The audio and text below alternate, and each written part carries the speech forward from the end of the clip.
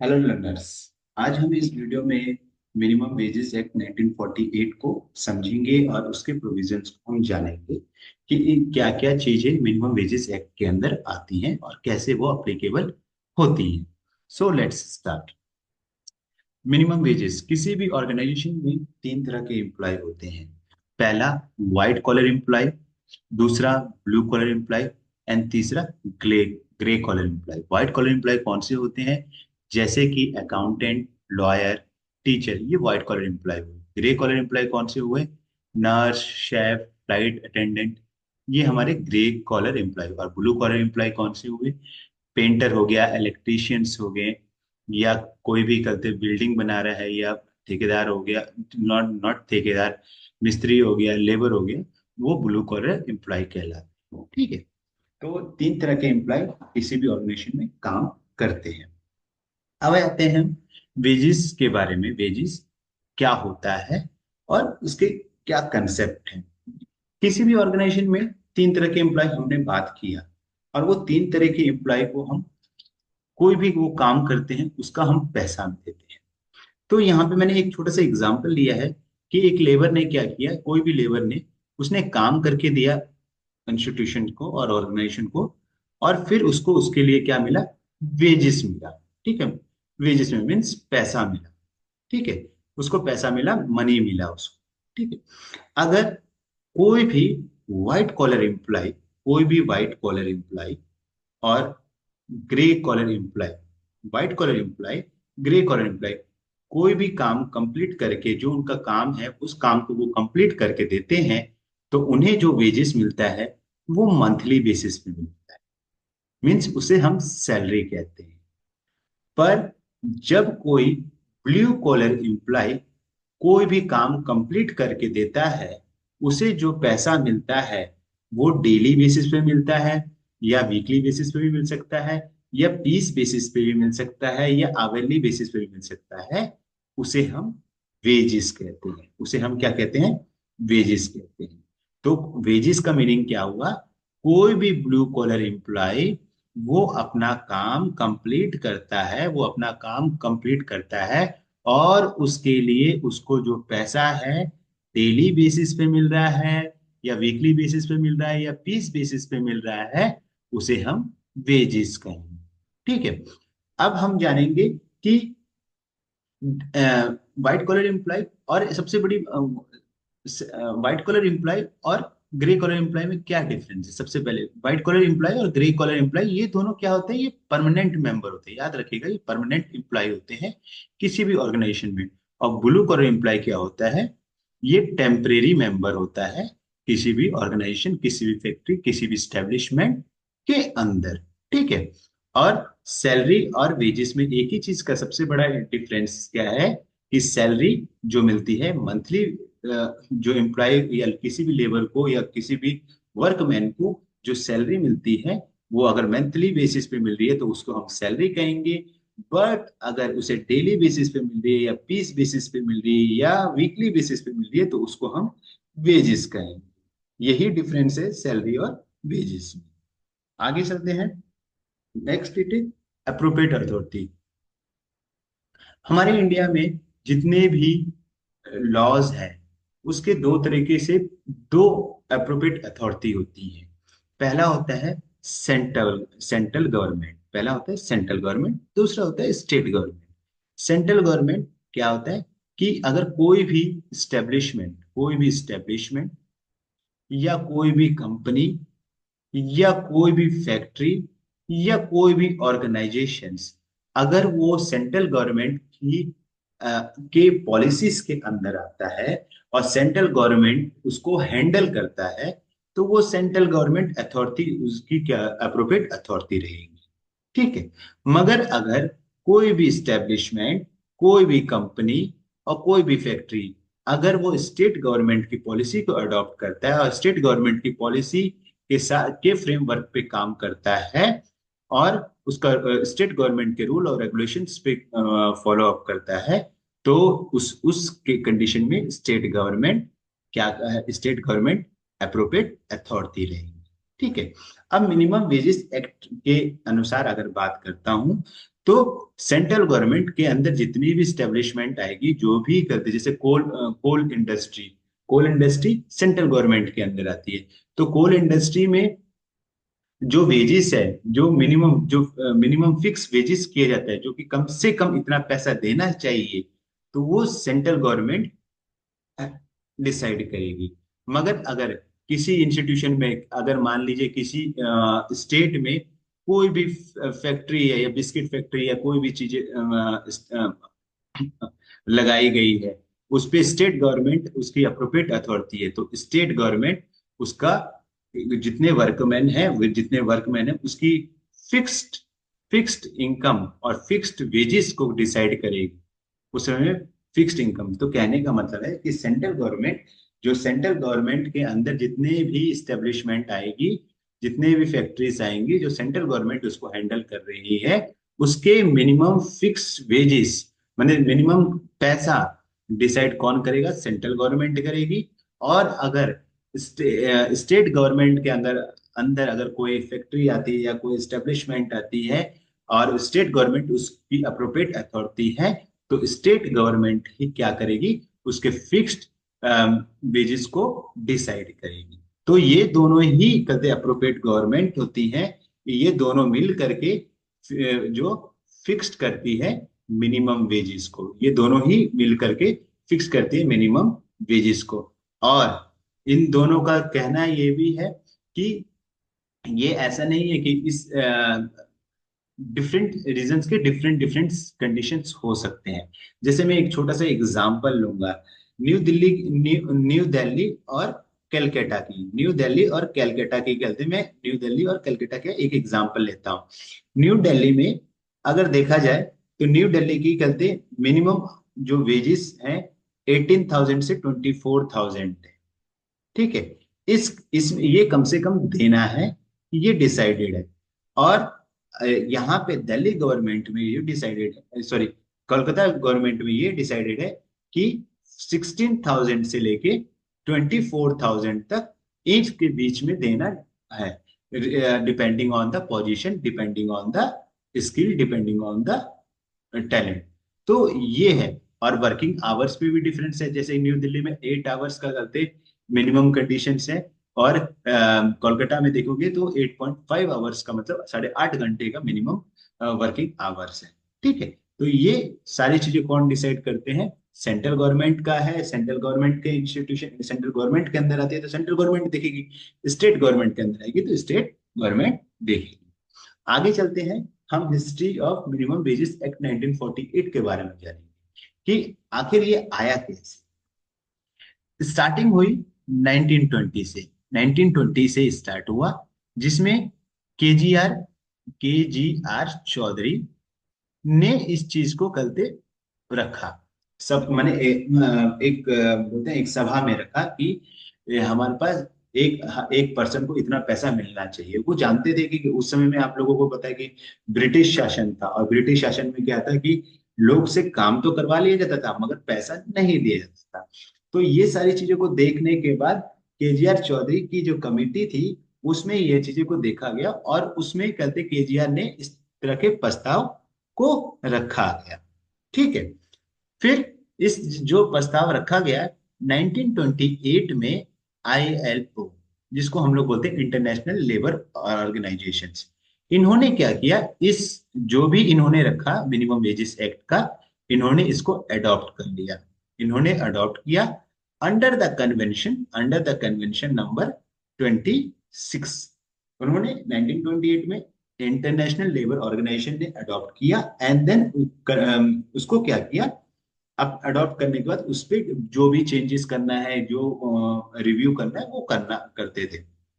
ठीक है, धीरे धीरे धीरे हमारे इंडिया में इस चीज को 1943 में दोबारा से करते रखा गया, जिसमें देखा गया जो कि केजी चौधरी ने और आईएलओ ने जो डिसाइड किया, जो रिव्यू आईएलओ ने दिया, उसके बाद हमारे इंडिया में स्टैंडिंग स्टैंडर्ड लेबर कमेटी और इंडियन लेबर कॉन्फ्रेंस बोलिए, इंडियन लेबर कॉन्फ्रेंस या कमेटी ने, दोनों ने इस पे विचार विमर्श किया। विचार विमर्श करने के बाद 11 अप्रैल 1946 को इसको फाइनली डिसाइड करके रिकमेंड डाल दिया, और रिकमेंड डाला, एंड 15 मार्च 1948 को इसको पूरी तरह से इंडिया में लागू कर दिया।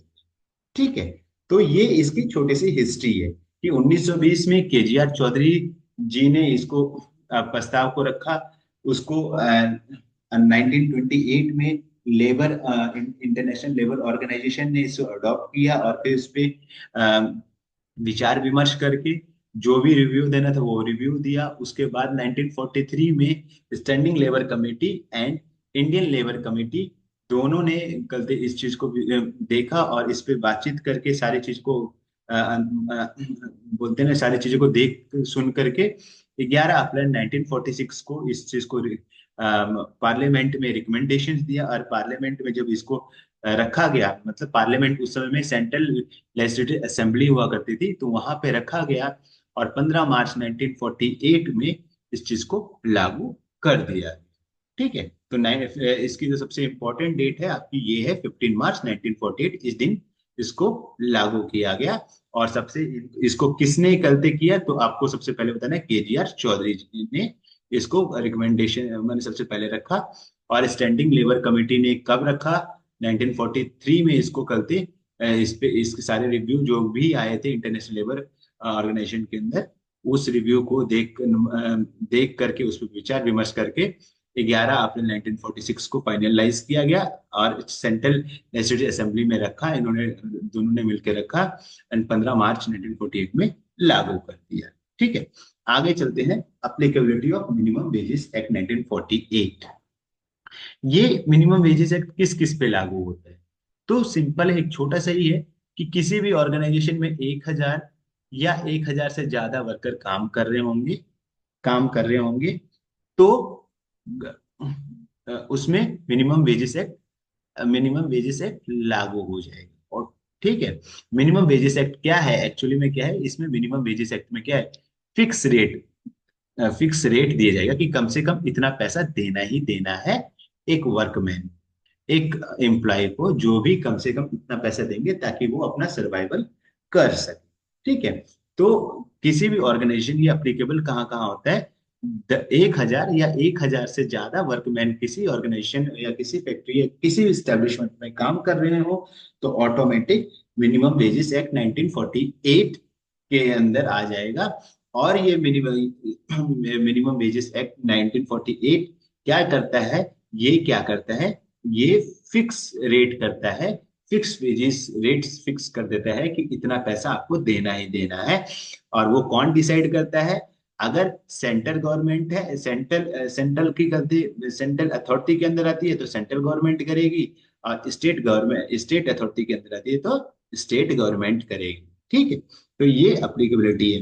पर आप लोगों के मन में एक सवाल भी आया होगा कि अगर 1000 से कम एम्प्लॉय तो क्या ये अप्लीकेबल होगा?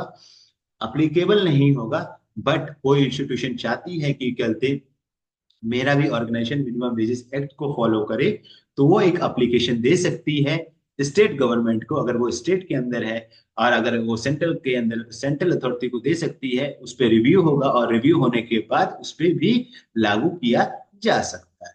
ठीक है, तो मगर इसकी जो मिनिमम एप्लीकेबिलिटी है वो 1000 और 1000 प्लस वर्कमैन जहां काम कर रहे होंगे वहीं पे ये अप्लीकेबल है। सम फ्यू कंडीशंस के अंदर ये अप्लीकेबल नहीं है, और उसके लिए बस अथॉरिटी का ही गलती सबसे मेन फंक्शन है कि अगर वो डिसाइड कर देगा देन वो वर्क करेगा।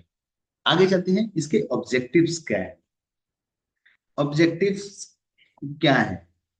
तो इसका सबसे मेन ऑब्जेक्टिव्स क्या है, सबसे मेन आप लोगों को अभी तक पता ही होगा, मिनिमम मिनिमम मतलब कि कम से कम पैसा देना। तो ये क्या करता है कि ये प्रोवाइड क्या करता है कि ये जो भी अथॉरिटी है ये प्रोवाइड कर देती है कि आपको जो पैसा है, आपको जो काम आपने जो काम किया है उसका पैसा आपको ये कम से कम इतना मिलेगा ही मिलेगा। तो ये प्रोटेक्ट कर देती है, प्रोवाइड करती है कि जो भी काम किया है आपने उसका कम से कम इतना पैसा मिलेगा ही मिलेगा। पहला तो ये हो गया। फिर ये क्या करती है, प्रोटेक्ट करती है। किसको प्रोटेक्ट करती है? इम, किसको प्रोटेक्ट की, वर्कमैन को प्रोटेक्ट करती है। वो कि उसको डर रहता है, अगर मेरे को भी डर रहता है आपको भी डर रहेगा, ठीक है तो भाई मैंने काम तो कर दिया, पैसा मिलेगा नहीं मिलेगा, तो वो क्या कर देगी इस एक्ट के अंदर कि हमें प्रोटेक्ट प्रोटेक्ट कर देगी कि ठीक है अभी क्या आपने कर दिया ना, कोई टेंशन नहीं है, आपको पैसा मिलेगा, अगर नहीं देगी पैसा तो हम आपको दिलाएंगे। तो ये आदमी को प्रोटेक्ट करती है। साथ में साथ में ये सुविधाएं देती है कि मिनिमम वेजेस एक्ट के अंदर ये भी बताती है कि आपको कितने घंटे काम करना है, कितना कितना, ये मैंने एक तरह का प्रोवाइड करती है कि कोई भी आपसे जोर जबरदस्ती नहीं कराए कर सकता है, रिस्ट्रिक्शन भी डाल, ये एक पूरी तरह से रिस्ट्रिक्शन डाल देती है कि आप कोई भी एम्प्लॉय है, कोई भी वर्कमैन को 8 घंटे से ज्यादा काम नहीं करना है, 9 घंटे से ज्यादा काम नहीं करने देना है, इसको इतना वेजेस कम से कम देना है। ठीक है, अगर कल से वो ओवर टाइम कर रहा है तो ओवर टाइम का भी पैसा देना है। तो ये सारी चीजों को कवर अप करते हैं मिनिमम वेजेस एक्ट 1948। तो एक पूरा अगर मैं बात करूं कि इसके ऑब्जेक्टिव्स क्या है, तो दो ही सबसे मेन ऑब्जेक्टिव्स है कि ये प्रोवाइड करती है कि जो भी आपने, ये एक श्योरिटी प्रोवाइड करती है, एक सिक्योरिटी प्रोवाइड करती है कि जो भी आपने काम किया है उसका पैसा आपको मिलेगा ही मिलेगा। ठीक है। और दूसरा क्या है, ये प्रोटेक्ट करती है वर्कमैन को, ये प्रोटेक्ट करती है कि वर्कमैन को कि आप बेफिक्र रहिए, आपको कहीं कोई नहीं, अगर वो नहीं देगा तो हम आपको दिलाएंगे। और साथ ही साथ आपको आपका जितना काम है, जितना वर्क काम करना है, जितना समय काम करना है, उतना ही आपको काम करना है। अगर कोई आप पे फोर्सफुली काम करवा रहा है तो आपको उसको उसको पैसा देना पड़ेगा, उसके लिए उसको उसको वेजेस देना पड़ेगा। अगर किसी गवर्नमेंट ने डिसाइड कर लिया कि इतना वेजेस देना है और इतने में अगर वो नहीं करता है तो उस पर पेनल्टी लगाई जाएगी। हम कुछ ऑब्जेक्टिव्स में जो थर्ड वाला पॉइंट है, हम इसको थोड़ा से एलोबरेट करते हैं कि एक्चुअली है क्या चीज। जैसे हमारे पूरी इंडिया में 4 रीजन है, न्यू दिल्ली है, कोलकाता है, मुंबई है एंड चेन्नई है। ये 4 रीजन्स हैं, ये मेन 4 रीजन्स हैं। ठीक है, इस 4 रीजन्स में भी देखोगे कि कितने डिफरेंसेस हैं। अगर न्यू दिल्ली की बात करूं तो इसमें जो वर्किंग आवर है वो मिनिमम 8 आवर्स होना चाहिए, मिनिमम 8 आवर्स होना चाहिए। वही कलकत्ता की बात करूं तो यहाँ पे 8.5 आवर्स मिनिमम है। ठीक है, मिनिमम आपको करते 8 से 8.5 घंटा काम करना ही पड़ेगा। वही चेन्नई की बात करूं तो 8 आवर्स। ठीक है, बट वही अगर मैं मुंबई की बात करूं तो यहाँ पे मिनिमम आवर्स का है 9 आवर्स है। और तीनों केसेस में जो सॉरी चारों केसेस में जो मैक्सिमम वर्किंग आवर्स है वो 12 घंटे है। ठीक है, 12 घंटे से ज्यादा कोई भी एम्प्लॉयर अपने एम्प्लॉय से काम नहीं करा सकता है। ठीक है, अगर कोई एम्प्लॉय 8 घंटे से ज्यादा काम कर रहा है तो उसको ओवर टाइम भी मिलेगा।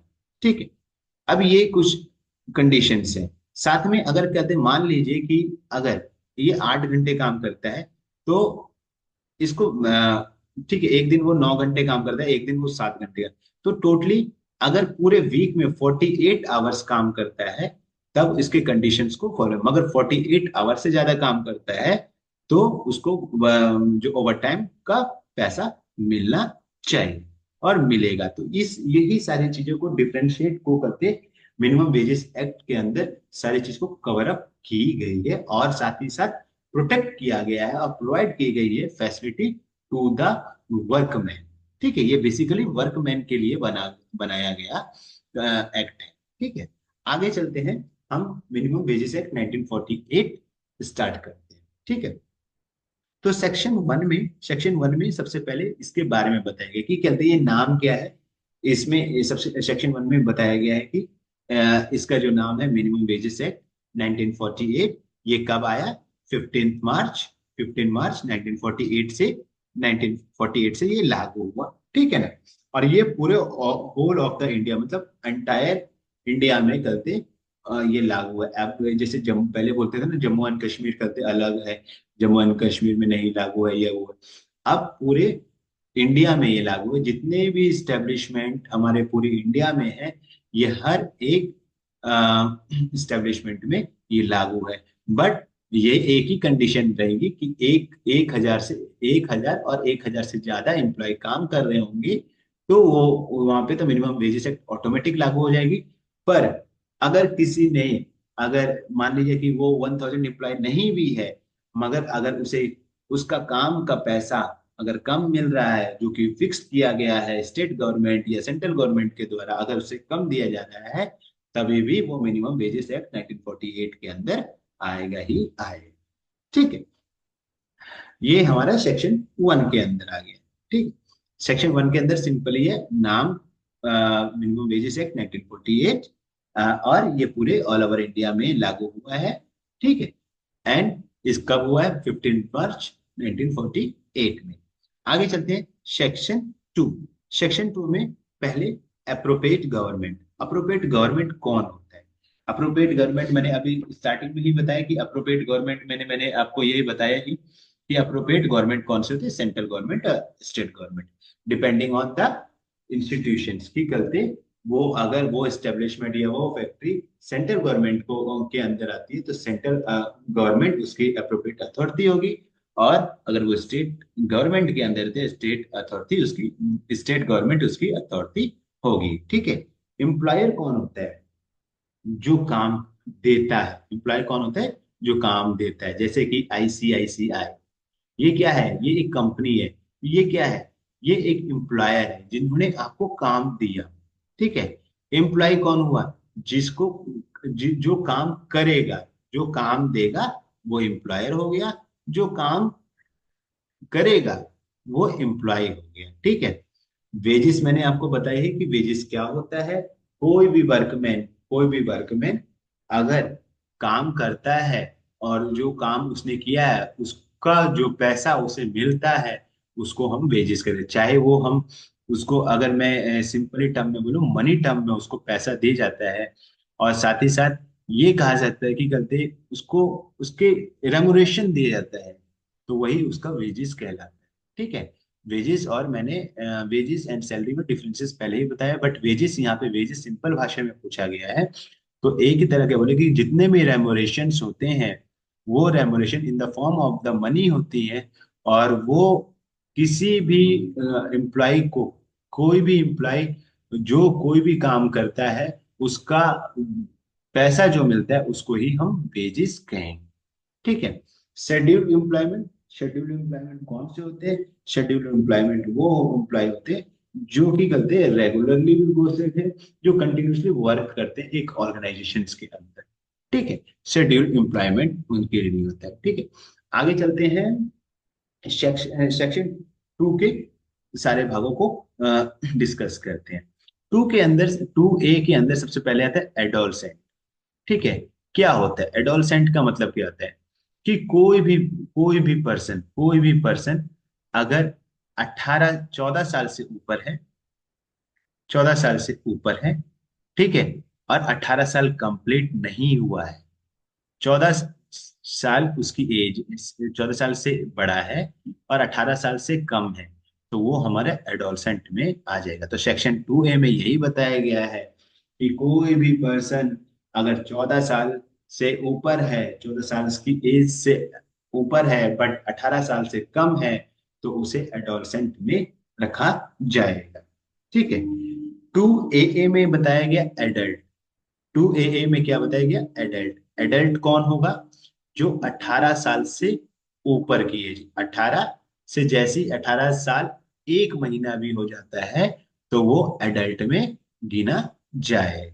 जिसकी एज 18 साल कंप्लीट हो जाए वो एडल्ट में। तो सेक्शन 2AA में क्या बताया गया? एडल्ट्स के बारे में बताया गया कि एडल्ट का एज क्या है। एडल्ट वो है जो वो पर्सन जिनकी एज 18 साल हो गई है और 18 साल से ऊपर है, वो सेक्शन 2AA में आएगा। और सेक्शन 2A में कौन सा है? एडोलसेंट होती है कि 14 साल से कम उम्र, 14 साल से ऊपर है बट 18 साल से कम है। ठीक है, वो हमारी एडोलसेंट में। अब 2B में अप्रोप्रिएट गवर्नमेंट के बारे में बताया गया है कि central government and state government के बारे में। ठीक है। और यही सेंट्रल गवर्नमेंट और स्टेट गवर्नमेंट, ये दोनों अपना अपना काम बखूबी करते हैं, और यही दोनों मिल करके फिक्स्ड करते हैं वेजेस। यही दोनों मिल करके या कहते हैं सेंटर का देखा गया फिक्स करेगा वेजेस को, और स्टेट अपना स्टेट के अकॉर्डिंग कदे फिक्स करेगा वेजेस को। तो सेक्शन 2B में अप्रोप्रिएट अप्रोप्रिएट अथॉरिटी के बारे में बताया गया कि अप्रोप्रिएट अथॉरिटी या अप्रोप्रिएट गवर्नमेंट कौन सी है हमारी, ठीक है, इस एक्ट के अंदर। अब 2B में चाइल्ड्स के बारे में बताया गया है, चाइल्ड के बारे में, कि चाइल्ड कौन से होते हैं, जो 18 साल से कम उम्र के बच्चे हैं, 18 साल से कम उम्र के बच्चे हैं, या 18 साल से कम उम्र का कोई भी पर्सन है, वो चाइल्ड में गिना जाएगा। मतलब सिंपली ये बोला, a person who has not completed his 14 year of the age, it's called child. ठीक है। हाँ। अब 2C में क्या है, कॉम्पिटेंट अथॉरिटी बताया गया। क्या है 2C में, क्या है, सबसे बड़ी बात है कॉम्पिटेंट अथॉरिटी। कॉम्पिटेंट अथॉरिटी ये कौन होती है? ये वो अथॉरिटी होती है जिसको अपॉइंट कौन करता है? अप्रोप्रिएट गवर्नमेंट करती है। ठीक है। कॉम्पिटेंट अथॉरिटी कौन सी होती है? कॉम्पिटेंट अथॉरिटी वो अथॉरिटी होती है, या वो पर्सन होता है जिसको जिसको अपॉइंट कौन करती है? Appropriate government. स्टेट के लिए स्टेट हो गया, सेंटर के लिए सेंटर हो गया। सो सेक्शन 2C में क्या बताया गया है? कॉम्पिटेंट अथॉरिटी के बारे में बोला गया है कि कॉम्पिटेंट अथॉरिटी कौन होता है? कॉम्पिटेंट अथॉरिटी वो पर्सन होता है जिसको अपॉइंटेड किया जाता है सेंट्रल गवर्नमेंट द्वारा या स्टेट गवर्नमेंट द्वारा या अप्रोप्रिएट गवर्नमेंट द्वारा। उसे हम क्या कहेंगे? कॉम्पिटेंट अथॉरिटी कहेंगे। ठीक है। सेक्शन 2D में कॉस्ट ऑफ लिविंग इंडेक्स के बारे में बताया गया है। कॉस्ट ऑफ लिविंग इंडेक्स के बारे में बताया गया। ठीक है। क्या होता है कॉस्ट ऑफ लिविंग इंडेक्स? ये एक तरह का नंबर फॉर्म होता है जिसमें फिक्स्ड और मिनिमम वेजेस का इंफॉर्मेशन दिया जाता है। मतलब कहने का मतलब है, कॉस्ट ऑफ लिविंग इंडेक्स में क्या है कि ये एक तरह का नंबर होता है, एक तरह का नंबर होता है, और इसमें बताया जाता है कि इसकी कितना मिनिमम वेजेस दिया जाएगा। ठीक है। और according to the cost of living, मतलब जहां रह रहा है, जिस लोकेशन पे रह रहा है, उसके अकॉर्डिंग तो कितना पैसा वहां पे, कम से कम पैसा कितना मिलना चाहिए कि वो आराम से सरवाइव कर सके।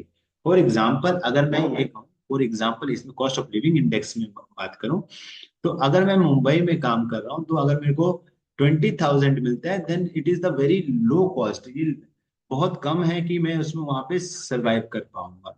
वही अगर मैं दिल्ली या गाजियाबाद इस प्लेस पे काम कर रहा हूँ, तो मैं इजिली कर दे 20,000 में सरवाइव कर सकता हूँ। तो कॉस्ट ऑफ लिविंग इंडेक्स ये बताता है कि आपकी ये एक तरह का नंबर चार्ट होता है, एक तरह का पूरा चार्ट होता है, और उसमें बताया जाता है कि कहाँ पे कितने किस हिसाब से पैसा, कितना मिनिमम वेजेस होनी चाहिए, इस माने लिविंग के हिसाब से, कि माने वहाँ की महंगाई इन्फ्लेशन के हिसाब से कितनी वो होनी चाहिए वहाँ पे, कॉस्ट सिस्टम के हिसाब से, माने सबसे बड़ी बात है लोकेशन के हिसाब से हम बोलेंगे कितना कदे पैसा होना चाहिए, मिनिमम वेजेस होनी चाहिए, ताकि वो पर्सन जो भी लेबर है वो अपने आप को वहां पे सरवाइव कर सके। तो कॉस्ट ऑफ लिविंग इंडेक्स क्या है? एक तरह का नंबर चार्ट होता है जिसमें मिनिमम वेजेस डिसाइडेड दिया जाता है लोकेशन हिसाब से। ठीक है। अब 2E में क्या बताया गया है? एम्प्लॉयर के बारे में बताया। मैंने जस्ट ही बताया कि एम्प्लॉयर कौन होता है, कि कोई भी पर्सन, चाहे वो डायरेक्टली डायरेक्टली गलते रिक्रूट कर रहा है या इनडायरेक्टली गलते सेलेक्ट कर रहा है, मगर वो किसी को काम दे रहा है, काम दे रहा है, तो वो क्या हो गया? एम्प्लॉयर। ठीक है, वो एम्प्लॉयर हो गया। 2H में क्या में बारे में क्या आ गया? वेजेस के बारे में हो गया। कि कहते वेजेस क्या है? और जितने भी रेमोरेशंस हैं, कोई जितने भी रेमोरेशन है, और वो इन the form of in the form of money होने चाहिए। और साथ ही साथ जो भी काम करता है, जो भी कहते एम्प्लॉयर, जो भी एम्प्लॉइज काम करता है, उस एम्प्लॉइज को उसके काम के अकॉर्डिंग उसको पैसा मिलना चाहिए, वही वेजेस होता है। मतलब इसका मतलब सिंपली है कि all remunerations in the form of the money ये एक तरह का ये बताएगा कि द जो भी करते वो काम कर रहे हैं, कोई भी एम्प्लॉय जो भी काम कर रहा है उसको उसके हिसाब से उसको पैसा मिलना चाहिए। वही वेजेस के अंदर आते हैं। अब आ जाते हैं हम V two I. Two I, two I के अंदर हमारा क्या बताया गया, एम्प्लॉय के बारे में बताया गया कि एम्प्लॉय कौन होता है। तो एम्प्लॉय मैंने जस्ट ही बताया जो काम कर रहा है। एम्प्लॉयर कौन होता है, एम्प्लॉयर हो गया आपको जो काम दे रहा है, और एम्प्लॉय कौन हो गया जो काम करेगा। ठीक है, फॉर एग्जाम्पल मैं दोनों का एग्जाम्पल ले लेता हूँ, दोनों का एग्जाम्पल लेता हूँ। जैसे कि आईसीआईसीआई बैंक ने क्या किया, एक एक पर्सन को रिक्रूट किया, एक आईसीआईसीआई बैंक के एचआर ने एक पर्सन को रिक्रूट किया। तो ये एम्प्लॉई, ये क्या हो गया, एम्प्लॉई हो गया। ठीक है, ये काम करेगा। और एम्प्लॉयर कौन हो गया, आईसीआईसीआई बैंक हो गया। इन्होंने इसको काम दिया, और जब ये काम कंप्लीट करके देगा, जब ये काम कंप्लीट करेगा, या काम कंप्लीट, या अपना वर्क जो भी दिया गया काम वो कंप्लीट करके देगा, तब ये आईसीआईसीआई बैंक और ये जो होगा तो इसको क्या प्रोवाइड करेगी, वेजेस प्रोवाइड करेगी, मतलब उसका रेमोरेशन प्रोवाइड करेगी इन the form of money provide करेगी। ठीक है, चलिए सेक्शन 3, 4 एंड 5। ठीक है, सेक्शन 3 में बताया गया है क्या है, mix fixing of minimum wages और मिनिमम रेट ऑफ वेजेस। ठीक है, इसमें क्या है कि बताया गया है कि सेक्शन 3 में बताया गया है कि जो अप्रोप्रिएट गवर्नमेंट होती है, जो अप्रोप्रिएट गवर्नमेंट होती है वो क्या करेगी, फिक्स करेगी मिनिमम वेजेस। ठीक है, किसके हिसाब से फिक्स करती है, तीन कंडीशन के हिसाब से फिक्स करती है। एक तो मिनिमम वेजेस के हिसाब से, एक लिविंग स्टैंडर्ड के हिसाब से, लिविंग स्टैंडर्ड के हिसाब से, और उसके स्किल और अनस्किल्ड के हिसाब से फिक्स करती है। ये तीन कंडीशंस होते हैं, उस कंडीशंस के अनुसार अप्रोप्रिएट गवर्नमेंट क्या करती है कि सेक्शन 3 के अंदर वो उसके मिनिमम फिक्स मिनिमम वेजेस को डिसाइड करती है कि इतना पैसा कम से कम एक जो भी काम करेगा उस एम्प्लॉयमेंट में इतना पैसा मिलेगा, मिलेगा ही मिलेगा। और हर ये नहीं कहा जा सकता है कि हर एक रीजन्स का सेम ही करते मिनिमम वेजेस रहेगा या फिक्स रेट रहेगा। डिफरेंट माने हर एक रीजन के अलग अलग रेट्स हो सकते हैं, अलग अलग चीजें हो सकते ही हैं। ठीक है, वहां के अलाउंसेस ज्यादा हो सकते हैं, कहीं के अलाउंसेस कम हो सकते हैं, डिपेंडिंग ऑन द प्लेसेस। ठीक है, तो कहता है सेक्शन 3 सिंपली में क्या कह रहा है, सेक्शन 3 कह रहा है कि अप्रोप्रिएट गवर्नमेंट कोई भी होगी वो क्या करेगी, मिनिमम मिनिमम वेजेस को डिसाइड करेगी, फिक्स करेगी कि इतना पैसा एम्प्लॉयर को देना ही पड़ेगा एम्प्लॉय को इतना काम करने के लिए। एक मैंने कुछ भी काम करता है उसके लिए उतना पैसा कम से कम देना ही पड़ेगा। और वो तीन चीजों को लेकर के डिसाइड रहता है।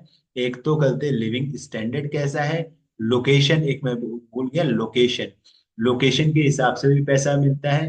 कि जैसे कि हिल एरिया, जैसे कि हम अगर आर्मी में या कोई भी डिफेंस एरिया में कोई काम करते हैं, अगर उनकी पोस्टिंग अगर हिल एरिया में हो जाती है तो वहाँ पे जान जोखिम वाली चीजें होती है, तो वहाँ पे उनको जो कि अलाउंसेस वो ज्यादा मिलता है। और वही करते समय वो प्लेन एरिया होता है तो वहाँ पे क्या है, अलाउंसेस कम मिलते हैं।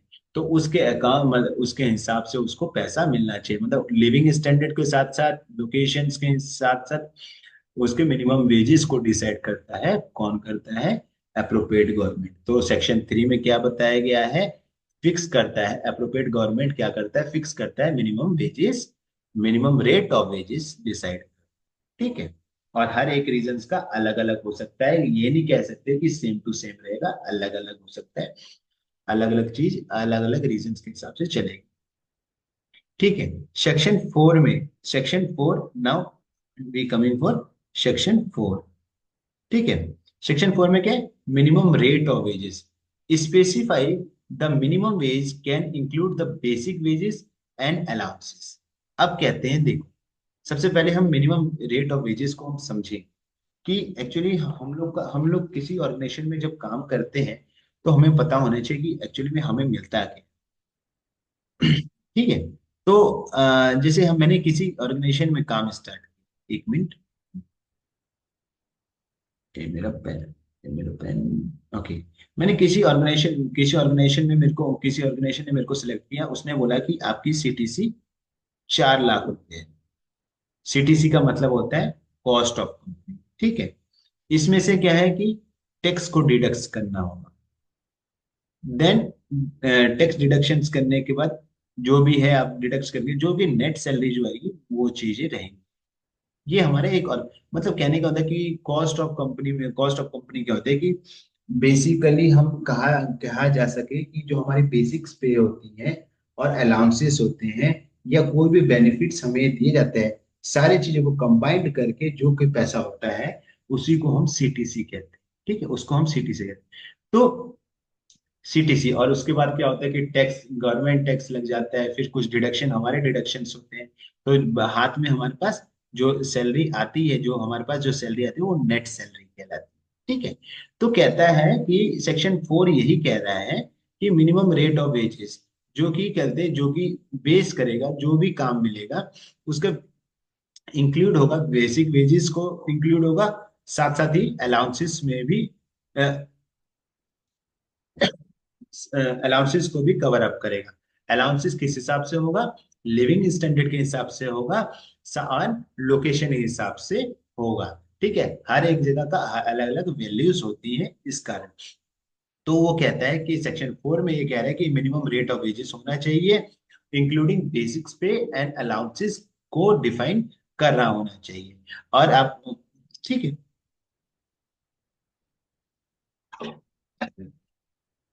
आगे आते हैं सेक्शन 5 की तरफ।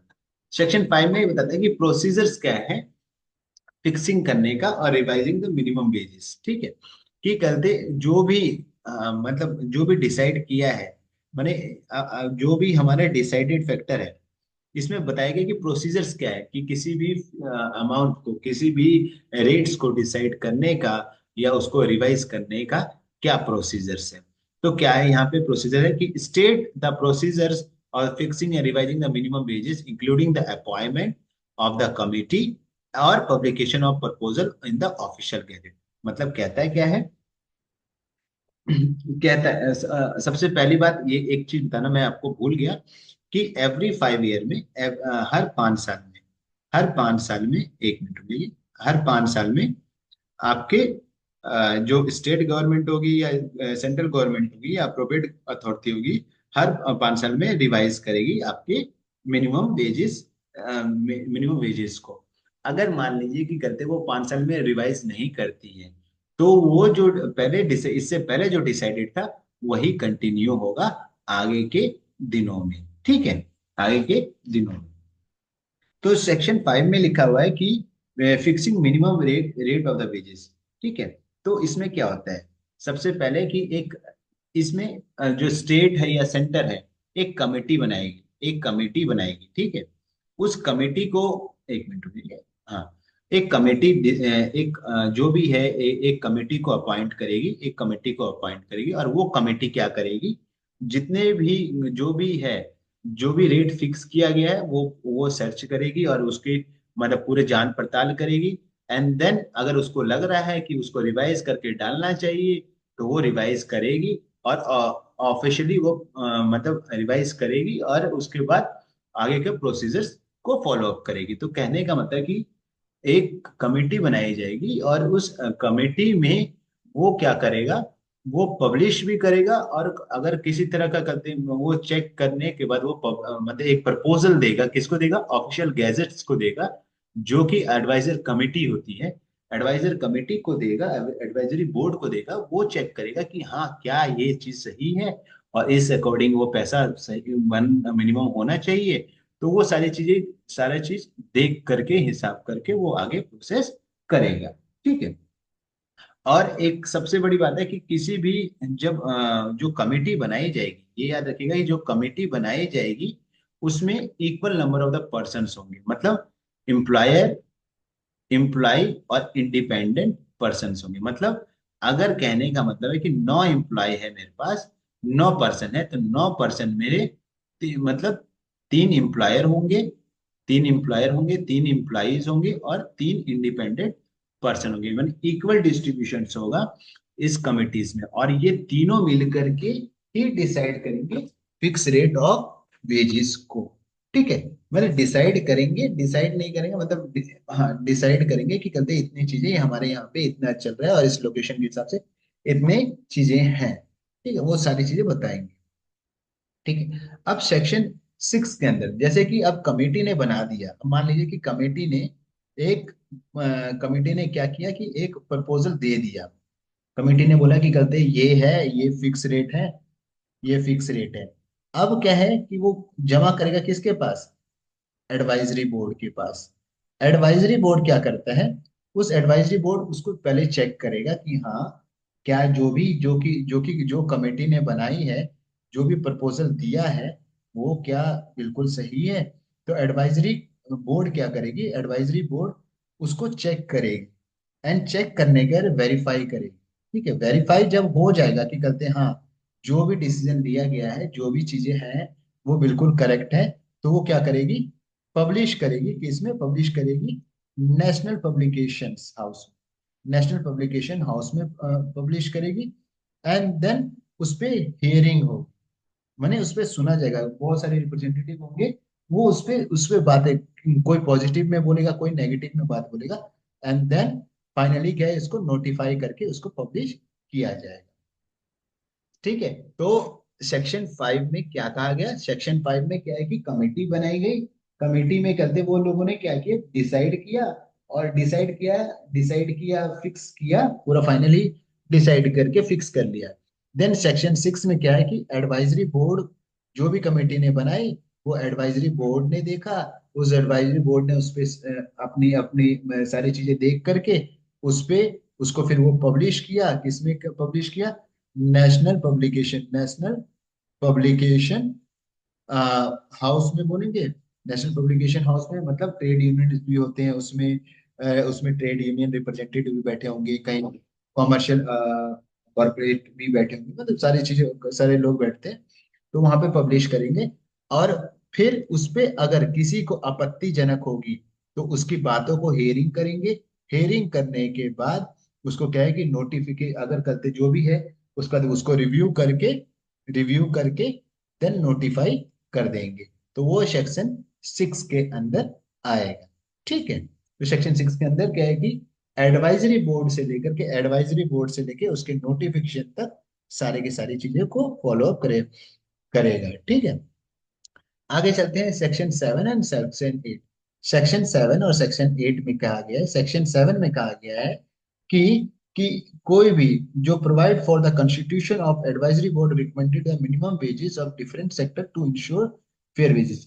उन्होंने ये कहा है कि जो भी एडवाइजरी बोर्ड जो भी अपॉइंटेड किया गया होगा, जो भी एडवाइजरी बोर्ड के लिए अपॉइंटेड किया होगा, वो बिल्कुल निष्पक्ष होकर के मतलब निष्पक्ष होकर के वो डिसाइड करेगा कि कहते हैं इस सेक्टर्स के लिए इतना पैसा होना चाहिए, इस सेक्टर के लिए इतना पैसा, और वो फेयर मिनिमम वेजेस को डिसाइड करेगा।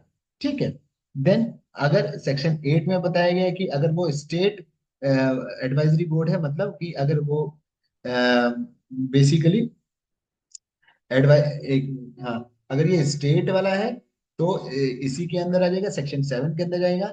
और अगर वो सेंट्रल वाला है तो सेंट्रल एडवाइजरी बोर्ड सेक्शन 8 के अंदर आ जाएगा। तो कहने का मतलब है कि एडवाइजरी बोर्ड का काम क्या होंगे? एडवाइजरी बोर्ड ने सिंपली सारी चीजों को देखेगा, तो उसको फाइनली करके उसको पब्लिश करेगा। अगर वो स्टेट के रिलेटेड है तो सेक्शन 7 में वो करेगा, और स्टेट के रिलेटेड नहीं है, सेंट्रल के रिलेटेड, तो सेक्शन 8 में वो प्रोसेस करेगा। ठीक है, आगे चलते हैं सेक्शन 9 की तरफ। Composition composition of committee.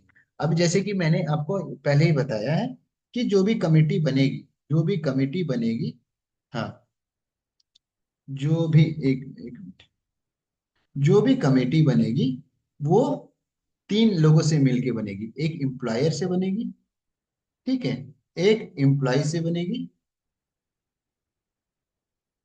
एक एम्प्लॉय होगा, एक इंडिपेंडेंट पर्सन होगा।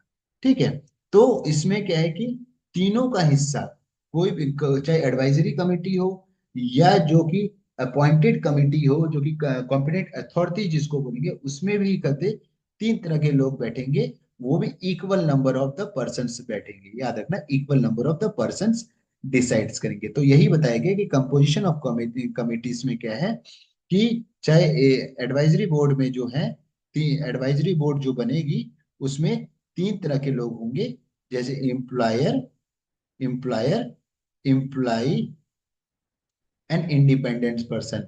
और इन तीनों का जो शेयर होगा 1/3 होगा। मतलब एम्प्लॉयर भी, अगर मेरे पास 9 लोग हैं तो 9 लोग में से क्या है, 3 लोग मेरे एम्प्लॉयर होंगे, 3 लोग मेरे एम्प्लॉई होंगे, और 3 लोग मेरे इंडिपेंडेंट पर्सन होंगे। और इसी तरीके से इस कमेटी और एडवाइजरी बोर्ड का ही, कोई भी कमेटी और एडवाइजरी बोर्ड का गठन होगा under the minimum wages act, section 9 के अंदर बताया गया है। ठीक है, ओके। सेक्शन 10, अब हमारे पास आता है सेक्शन 10, करेक्शंस ऑफ एरर।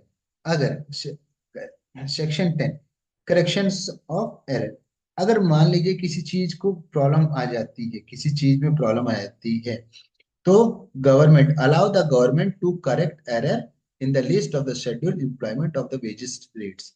अगर मान लीजिए कि कोई एरर आ जाता है, आप लोगों को पता ही है, पता होना चाहिए कि हमारे इंडिया में टोटल करंट कितने शेड्यूल से, शेड्यूल एम्प्लॉयमेंट है total 45 schedule employment. Schedule employment कितने टोटल 45 है, एक मिनट, हाँ, टोटल 45 शेड्यूल एम्प्लॉयमेंट है। कोल्स माइन, कोल्स हो गया, कोल्स माइंस हो गया मान लो एक, फिर आपका कोल्स माइंस के अलावा फिर आपके पास बैंकिंग हो गया, माने फाइनेंस इंडस्ट्री होगी, ठीक है। फिर आपके पास माने ये कॉर्पोरेट्स होंगे। तो मैंने सारे के 45 शेड्यूल्स हैं जिसके अंदर के ये कवर अप किया गया है। हाउसिंग बोर्ड्स हो गया, ये सारी चीजें इसी में अंदर। तो कोई भी प्रॉब्लम आ जाती है, कोई भी एरर आ जाता है, तो गवर्नमेंट, कोई भी एरर आ जाता है तो गवर्नमेंट जो होती है वो इस एरर को करेक्ट करेगी, और उसको फिर आगे पब्लिश करेगी। ठीक है, तो करेक्शन और सेक्शन 10 में यही बताया गया, करेक्शन ऑफ एरर, कि कोई भी प्रॉब्लम आती है तो गवर्नमेंट के पास पावर होती है कि वो करेक्ट करके दोबारा से रिपब्लिश करे। ठीक है। सेक्शन 11 एंड 12, सेक्शन 11 एंड 12 में ये बताएगी कि वेजेस, वेजेस किस हिसाब से होना चाहिए, पे कैश के हिसाब से, wages in a kind. Section 11 में यही बताया गया है कि वेजेस काइंड मतलब किस हिसाब से होना चाहिए। ऑलवेज क्या है कि वेजेस क्या है, कैश में देना चाहिए। बट क्या है कि कुछ सम सरकमटेंसेस होती हैं, तो उसमें क्या है कि अगर अप्रोप्रिएट गवर्नमेंट और गवर्नमेंट अप्रूवल मिल जाता है, तो वो वेजेस किसी और हिसाब से भी दिया जा सकता है। तो वेजेस मगर हरदम ही किस हिसाब से दिया जाएगा, कैश हिसाब से दिया जाएगा। ठीक है, तो wages shall be normally paid by in cash. तो सेक्शन 11 में ये बताया गया। सेक्शन 12 में आपको बताया गया है कि payment of minimum, minimum rates of wages की मैंडेटरी लगा दिया है कि गवर्नमेंट जो भी करते अप्रोप्रिएट अथॉरिटी है, उन्होंने बोला है कि आपको कम से कम करते इतना पैसा देना ही देना है। ठीक है, mandate that no worker shall be paid less than the minimum wages fixed by the appropriate government. कहता है कि अगर कहते अप्रोप्रिएट गवर्नमेंट ने बोल दिया कि 500 रुपीज देना ही देना है, तो आपको 500 रुपये कैसे भी देना है, इससे ऊपर दे सकते हैं मगर इससे नीचे नहीं दे सकते हैं। तो यही बताया गया payment of minimum wages, rates of wages के अंदर सेक्शन 12 के अंदर। ठीक है, अब सेक्शन 13 में बताया गया है कि फिक्सिंग, सेक्शन 13 में बताया गया कि fixing of hours of normal working days. जैसे ही मैंने स्टार्टिंग में आपको बताया था कि डिफरेंट रीजन्स के डिफरेंट टाइम आवर्स होंगे, तो ये स्टेट गवर्नमेंट डिसाइड करती हैं। जो कि स्टेट गवर्नमेंट के अंदर अगर कोई स्टेब्लिशमेंट है तब, अगर सेंट्रल गवर्नमेंट के अंदर है तो सेंट्रल गवर्नमेंट डिसाइड करती है। तो इसमें यह बताया गया सेक्शन 13 के अंदर है कि उनके नॉर्मल वर्किंग आवर्स को भी आपको डिसाइड करना होगा। ठीक है, अगर आप न्यू दिल्ली में हैं तो आपका 8 घंटा, आपका मिनिमम 8 घंटा, और 48 hours in a week, 48 hours in a week आपका क्या है, minimum, sorry maximum working hours है। तो इसमें जो कि है सेक्शन 13 के अंदर बताया गया है कि कम से कम आपको काम 8 घंटे करने हैं और 48 आवर्स कम से कम पूरे वीक में करना ही करना है। तो ये fixing hour of normal working days के बारे में बताया है। ठीक है, सेक्शन 14 में बताया कि ओवर टाइम, कोई एम्प्लॉय अगर उसके 8 घंटा अगर उसको बोला गया है और वो 10 घंटा काम कर रहा है, तो उसके 2 घंटे का ओवर टाइम आपको देना ही देना होगा। ठीक है, employer employees working beyond the fix hour are entitled to overtime wages at the specific. अब क्या है, मान लीजिए कि किसी एम्प्लॉय ने 8 घंटे उसका है, वो 6 घंटा ही काम कर रहा है, तो ऐसा नहीं है कि कहते उसका सैलरी डिडक्ट कर देगा, कहते डिडक्ट कर देगा, नहीं करेगा। मगर अगर 8 घंटे से वो 2 घंटा ज्यादा काम कर रहा है तो इसका ओवर टाइम लगेगा, देगा ही, देना ही पड़ेगा। अगर वो कम काम करे वो चलेगा, मगर ज्यादा अगर काम करता है तो उसके उसके ऊपर उसको एम्प्लॉयर को क्या है, उसको ओवर टाइम देना ही पड़ेगा। ठीक है। वेजेस, ओके, सेक्शन 15 के अंदर बताया गया है कि wages of two or more classes of the work where and the employee does not more than one class of the work and minimum wage rate applicable to each class must be paid accordingly। ठीक है। अब कहता है कि कोई employ, मान लीजिए कि गलती एक एम्प्लॉय है, सुबह 6 बजे से काम करता है, 6 बजे से 8 घंटे का काम करता है, तो समझिए कि 4 बजे उसका 8 घंटा हो जाता है, मतलब कितना हो गया, 6 से 6 12, 2 बजे उसका 8 घंटा हो जाता है। अब वो अब घर जाता है, फिर 4 बजे से दूसरा ऑर्गेनाइजेशन फिर वो करते काम स्टार्ट करता है, 8 घंटा कहीं और काम करता है। तो कहता है कि दोनों ऑर्गेनाइजेशन में मिनिमम वेजेस अप्लीकेबल होंगे होंगे।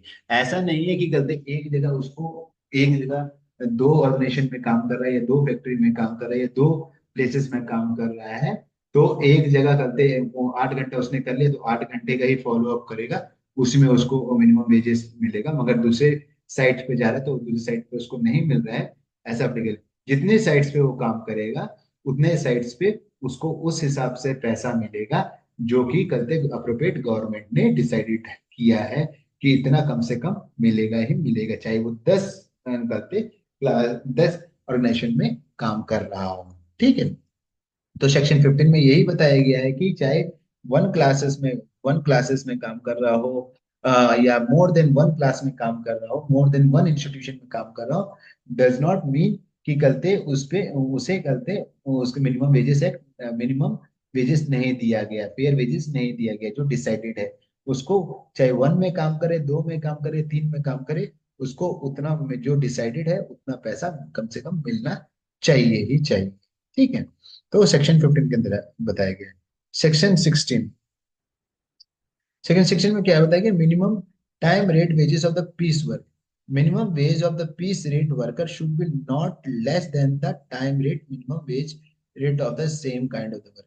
अगर मान लीजिए कि एक एक पर्सन है, वो पूरे दिन में 100 बिस्किट का पैकेट बना रहा है, ठीक है, और एक पर्सन है, माने ये 6 घंटा काम कर रहा है और ये 8 घंटा काम कर रहा है, ठीक है, एक है पर्सन है, वो 8 घंटा है, तो ये नहीं कहेगा कि गलती, अब जिसने मतलब piece rate worker should be not less than, ऐसा नहीं है कि मान लिया कि कहते ये 8 घंटा या 10 घंटा काम कर रहे हैं तो इन दोनों की सैलरी में डिफरेंस होगा, इन दोनों की सैलरी इक्वल रहेगी। अगर मान लीजिए कि मतलब इन दोनों को पैसा सेम टू सेम मिलेगा, अगर वो पीस वर्क पे काम कर रहा है या टाइम वर्क पे काम कर रहे हैं। ठीक है। फॉर एग्जाम्पल एक और एग्जाम्पल मैं देता हूँ ताकि आप अच्छे से समझें। हम्म मान लीजिए ये पर्सन है, ये पर्सन वन है, पर्सन टू है, ठीक है। ये पीस हिसाब से काम करता है कि जितना पीस बनेगा उस हिसाब से वो काम करता है, और ये टाइम के हिसाब से करता है, मतलब ये बोलता है कि मैं 8 घंटा काम करूँ, ये आठ। तो ऐसा नहीं है कि इन दोनों की, अगर ये 8 घंटा काम कर रहा है और ये भी 8 घंटा काम कर रहा है, तो इन दोनों की सैलरी में डिफरेंस होगा, सैलरी इनकी वेजेस में डिफरेंस नहीं होना चाहिए, उनको सेम टू सेम वेजेस मिलना चाहिए, ताकि दोनों के बीच में कन्फ्लिक्ट पैदा ना हो और दोनों का मन बना रहे अपने काम के प्रति। ठीक है। तो यही बताया गया सेक्शन 16 में कि कहते चाहे वो टाइम हो या चाहे वो वर्क पीस पे काम कर रहा हो, उसको पैसा उतना ही मिलेगा, दोनों को उतना ही पैसा मिलेगा, सेम टू सेम पैसा मिलेगा, कोई डिफरेंस नहीं होगा। सेक्शन 17 में बताया गया है कि जो भी है आपको, माने जो एम्प्लॉयर है वो सारा का सारा डाटा को मेंटेन करेगा और उसे रिकॉर्ड रखेगा कम से कम 5 साल तक, कम से कम 5 साल तक। अब क्या है, जो एम्प्लॉयर है वो क्या है कि रजिस्टर में एम्प्लॉय का नेम होना चाहिए, कम से कम नेम होगा ही होगा, उसका contact number, emergency contact number, age, किस डिपार्टमेंट में है, वो सारे का सारा चीज डिटेल होना चाहिए, और वो रजिस्टर मेंटेन प्रॉपरली मेंटेन होनी चाहिए, डे बाय डे मेंटेन होनी चाहिए, और वो 5 साल तक वो रिकॉर्ड को अपने पास रखा होना चाहिए। तो सेक्शन 17 में कहा गया है कि को जितने भी एम्प्लॉयर्स हैं वो अपने मेंटेन करके रखेगी रजिस्टर्स को, और मेंटेन करेगी रजिस्टर को, और सारे के सारे डिटेल्स को रिकॉर्ड करेगी। ठीक है, अपने एम्प्लॉय और अपने जितने भी एम्प्लॉय हैं ऑर्गेनाइजेशन में, उन सारे के सारे। ठीक है, सेक्शन 18 में कहा गया है कि सेक्शन 18 में कहा गया है कि इंस्पेक्टर इंस्पेक्टर को अपॉइंट कौन करता है? सबसे पहले अपॉइंट कौन करता है? अगर सेंट्रल गवर्नमेंट, तो सेंट्रल गवर्नमेंट के अंदर आता है तो सेंट्रल गवर्नमेंट अपॉइंट करेगी, और स्टेट अथॉरिटी के अंदर आता है तो स्टेट गवर्नमेंट अपॉइंट करेगी। तो इसमें सेक्शन 18 में यही बताया गया है कि appoint inspector will be power to check the compliances with the act, inspect record and take the in transfer. तो मतलब कहता है कि जो इंस्पेक्टर को जो अपॉइंट किया गया है, उसके पास पावर होती है कि वो सारे के सारे कंप्लायंसेस को चेक करे, सारे के सारे जो भी एक्ट के अंदर लिखे हुए हैं, सारे के सारे कंप्लायंसेस को वो ऑर्गेनाइजेशन फॉलो कर रहा है या नहीं कर रहा है, वो और ये सारे के सारे रिकॉर्ड्स को फॉलो कर रहा है या नहीं कर रहा है, वो सारी की सारी चीजें को देखे।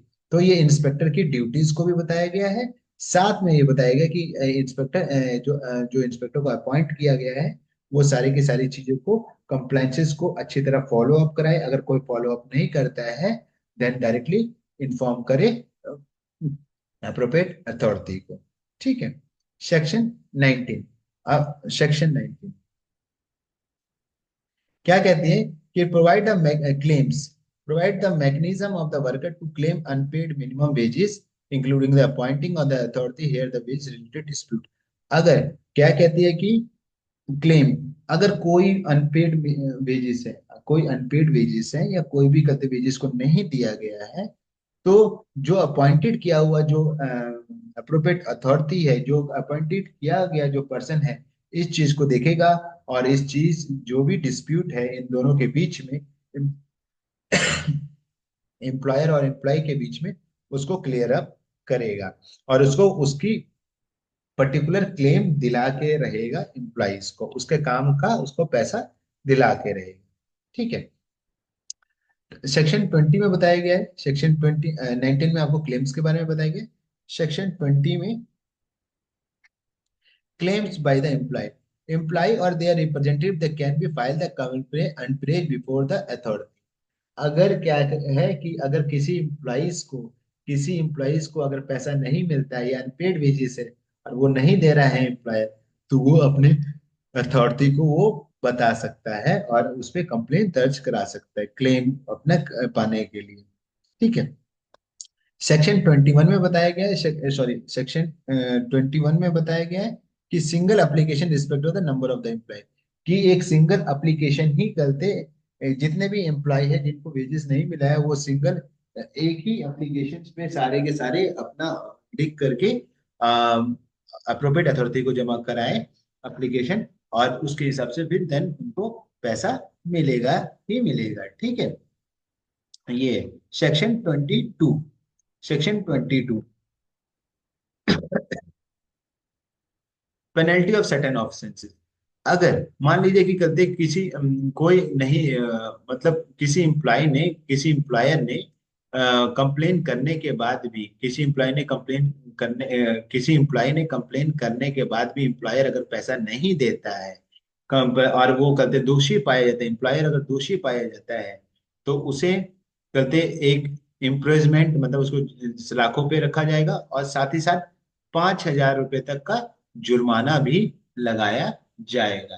तो अगर इसमें सिंपली एक भाषा में बोल दिया गया है कि मिनिमम वेजेस एक्ट 1948 को अगर कोई भी एम्प्लॉयर अगर फॉलो अप नहीं करता है, और कहते किसी भी एम्प्लॉय का पैसा अगर नहीं देता है, तो कहते उसके ऊपर 2 साल की कैद, 2 साल की कैद और 5,000 तक का जुर्माना लगेगा।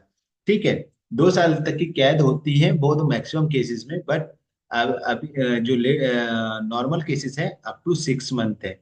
अप टू 6 मंथ उसका करते कम से कम अप टू 6 मंथ उसको वो रहता है, जेल होता है, और 5,000 जुर्माना होता है। ठीक है, जब वो पेमेंट नहीं दिया गया, जब आप मान लीजिए किसी और चीज में, किसी और केसेस में है, या कहते हरासमेंट का केसेस में है, या कहते उसको पैसा बुला रहा है, पैसा नहीं दे रहा है, तो उस केस में 2 साल के ऊपर और अदर एक्ट्स भी उस पर लागू हो जाएंगे। ठीक है, तो ये था हमारा minimum wages act. I hope आप लोगों को समझ आ गया होगा, और कोई भी डाउट हो तो आप मुझे बोल सकते हैं। हाँ, थोड़े से कंटेंट इसमें मैंने नहीं लिखे हैं, वो मैं आपको शेयर कर दूंगा। तो thank you for watching, don't forget to like, comment and subscribe. Bye bye, take